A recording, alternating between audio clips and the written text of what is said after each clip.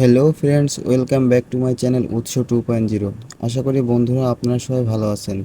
আজ আমি আপনাদের দেখিয়ে দিব রকি র্যাবিটের ইনিগমার সমস্যাটি আপনারা কিভাবে সমাধান করবেন। চলুন কথা না বাড়িয়ে আমরা আমাদের মেন টপিকসে চলে যাই। 1. ম্যাথ। 2. ড্যাড। 3. ফ্লোর। 4. ডেসক্রাইব। 5. হারি। 6. ইয়াং। 7. ক্যাপাবেল।